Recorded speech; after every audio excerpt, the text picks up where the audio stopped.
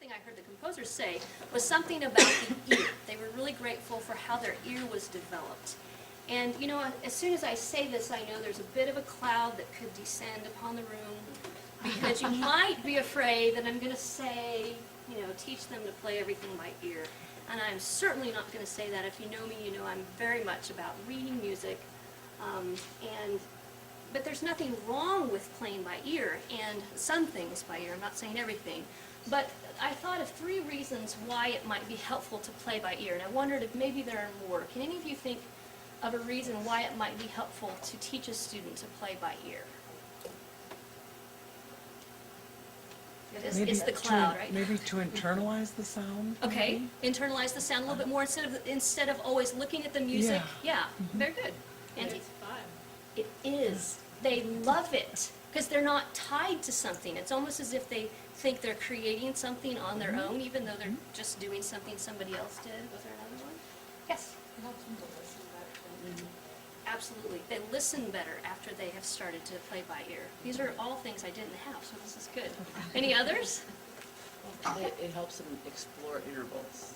Yes. And then they learn how it fortifies sound. Yeah, you know the music progressions, interval things, I've noticed that when my students play a little bit more by ear, they get those intervals a little bit better.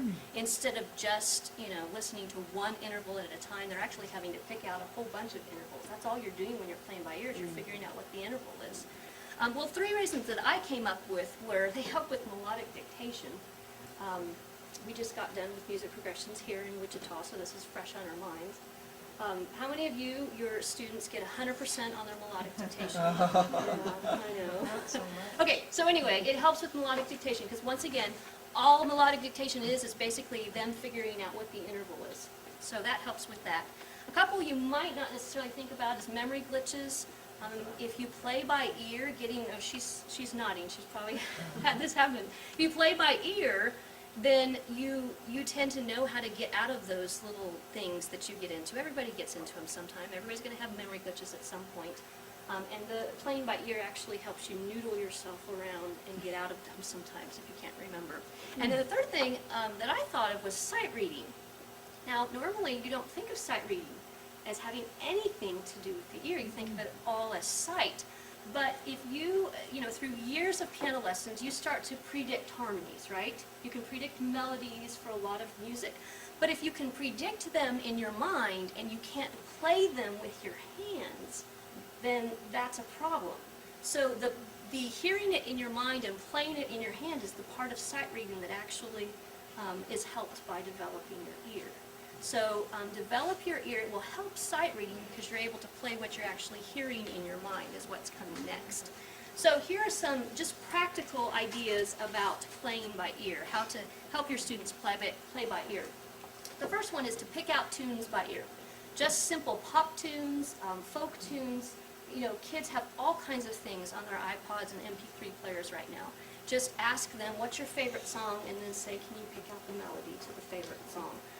I will say that Philip Keverin validated my point on this. He just said, he talked about how beneficial it was for him because he picked out pop tunes when he was a student. He also transcribed them, which is great. I don't have my students do that, but he picked them out and transcribed them.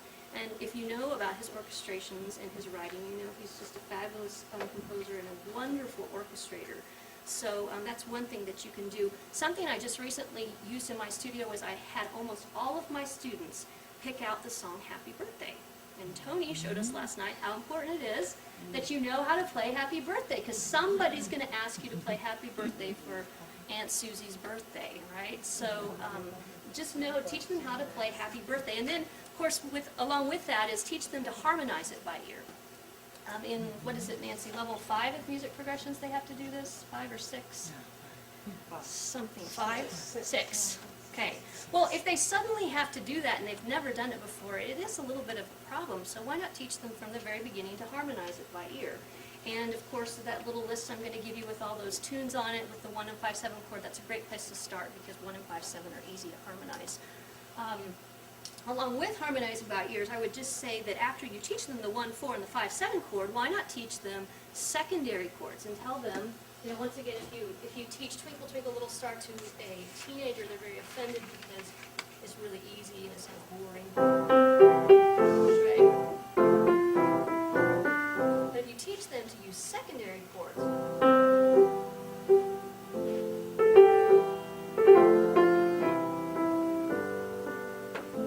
it's much more interesting. So just teach them how to substitute secondary chords for the primary chords. And then, of course, quartal and quintal harmonies, you can even get into that with students who are interested, and also whole tone harmonies and things like that. The last point is, well, let me say this first before I put it out. Over half of the composers that emailed me said something about this. And so I have to put it in, and I believe in it. It's not that I don't believe in it, but it might scare some of us. Encourage jazz. Over half of them said something about jazz. Some of them talked about how it helped them improvise melodies better. Some of them talked about how it helped them compose outside of the box better. Some of them talked about how it introduced them to new harmonies, new possibilities. But over half of them talked about jazz. Now, I am not a good jazz player. And I think it's okay to admit that to your students. I have a couple students who are very interested, and it was very freeing to me to tell them, you know, I'm not really that great at jazz, but I will help you with it as much as I can. And I will, you know, pick out music for you, and we'll explore it together, and we'll talk about it, and I will do everything that I can to help you with jazz. And I'm really excited, of course, about Tony's things, because he's going to be talking about how to incorporate that, but it really is a big part, I think, of helping develop a student's vocabulary of sounds. So encouraging jazz, I think, is an important thing that we can do for our students.